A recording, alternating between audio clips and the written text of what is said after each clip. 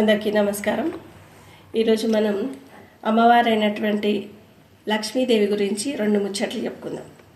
So జనరల్గా ఏంటి, లక్ష్మీదేవి క్షీరసాగర మదనం చిలికినప్పుడు సముద్రం నుంచి పాలకడల నుంచి ఉద్భవించిందని చెప్తారు. సో ఎక్కడ ఉంటుందంటే ఉప్పులో ఉంటుందని కొందరు, విష్ణు వక్షస్థలంలో ఉంటుందని కొందరు, ఇలా చెప్పుకొస్తారు కదా. నిజానికి పాలసంద్రం చిలికినప్పుడు లక్ష్మి ఉత్పన్నమైనప్పుడు సముద్రుడు మహావిష్ణువుకి ఇచ్చి అమ్మవారిని వివాహం చేశారు. సో ఓకే, విష్ణు వక్షస్థలంలో ఉండడం ఓకే.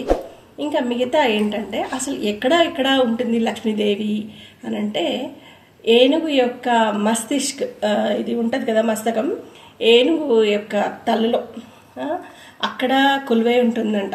అందుకే ఏనుగుకి ఇక్కడ కుంకుమ పసుపు గంధంతో పూజ చేస్తారనమాట.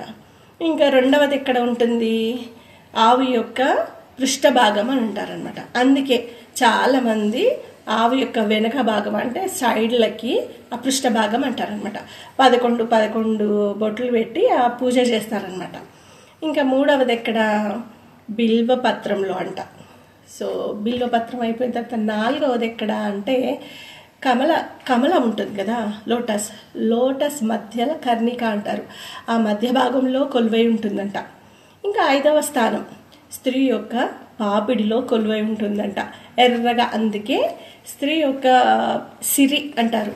సిరి అంటే లక్ష్మీదేవి కదా. సో పాపిడిలో కుంకుమతోని అలంకరణ చేస్తారనమాట. ఇదండి, ఈ 5 ప్లేస్లలో లక్ష్మి కొలువై ఉంటుందని చెప్పేసి ఆయా భాగాలకు అంత ప్రాధాన్యత ఉంటుంది అనమాట. లక్ష్మీదేవి 5 ప్లేస్లలో కొలువై ఉంటుంది అనమాట.